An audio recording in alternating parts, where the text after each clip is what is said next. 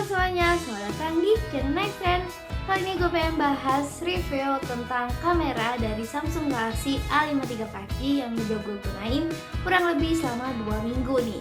Nah, hasilnya cukup buat gue menarik dan ini beneran buat gue kayak bisa dipakai buat siapa aja gitu. Tapi kalau misalnya kalian yang pengen kayak kemampuan HP dengan kamera profesional, mungkin Galaxy A53 5G perlu diingatkan bukan pilihan kamu nih.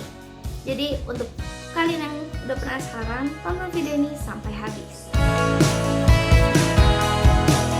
Sebelum kita bahas review hasil foto dan hasil video Samsung Galaxy A53 5G, lebih baik kita lihat spesifikasinya terlebih dahulu. Jadi di kamera belakang Samsung Galaxy A53 5G memiliki pengaturan kamera utama 64 megapiksel, kamera ultrawide 12 megapiksel dan dua lensa untuk depth dan makro 5 megapiksel. Sedangkan untuk di kamera depannya atau kamera selfie beresolusi 32 megapiksel. Kita bahas dari kamera utamanya terlebih dahulu. Untuk kamera utama, Samsung Galaxy A53 5G menghasilkan gambar yang cahayanya itu tuh alami, gak terlihat ada tambahan kayak efek lebay-lebay gitu, nggak ada. Dan untuk kalian yang pengen ngambil foto pemandangan itu masih bagus, tapi kalau misalkan kalian yang pengen efek pemandangan itu yang lebih terasa banget, itu bisa beralih ke lensa ultrawide-nya. Dan untuk foto group juga cocok banget kalian ngegunain lensa ini.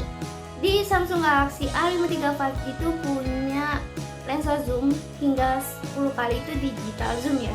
Untuk lensa 2 kalinya masih terasa aman, nggak ada efek kayak noise gitu atau blur, itu masih aman.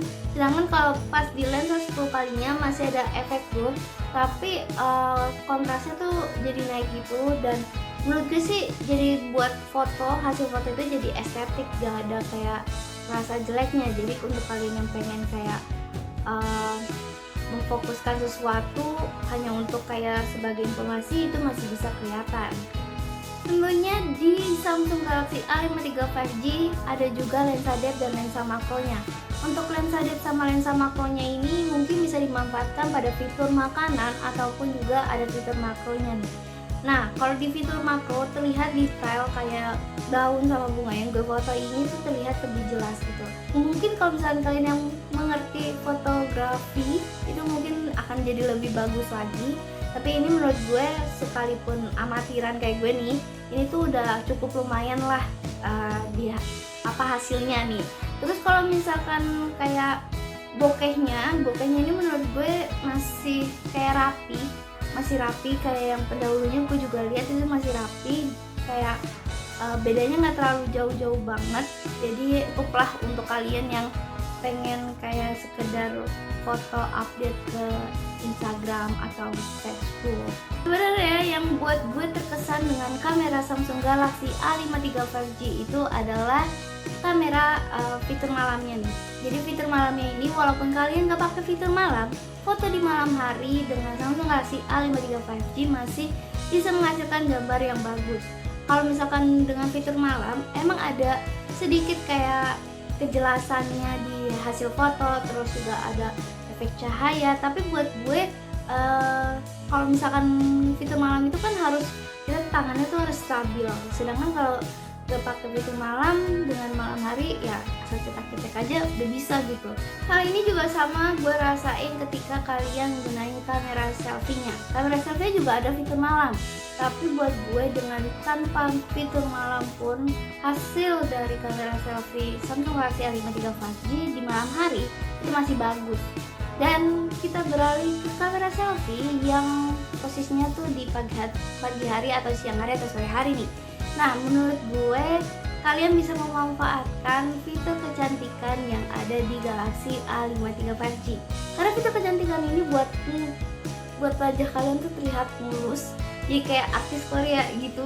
Dan apalagi ada fitur menarik lainnya yang tambahan dan terbaru juga, yaitu fitur seru, yaitu terintegrasi dengan efek-efek atau filter-filter dari Snapchat nih. Tapi ketika kalian menggunakan fitur seru, kalian memerlukan kuota data, sehingga kalau misalkan nggak ada kuota data, ada kemungkinan kalian tidak bisa menggunakan fitur seru. Yang menariknya lagi dari kamera selfie Samsung Galaxy A53 5G adalah otomatis fokus. Jadi kalau misalkan kalian hasil foto kamera selfie Samsung Galaxy A53 5G menurut gue tuh baik-baik aja, nggak ada masalah.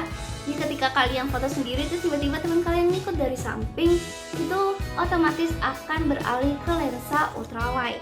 Jadi kalian nggak perlu repot-repot, aduh gimana nih ngaturnya, karena ada otomatis fokus yang langsung melihat oh ada berdua, jadi dia mundur gitu. Itu buat gue cukup keren.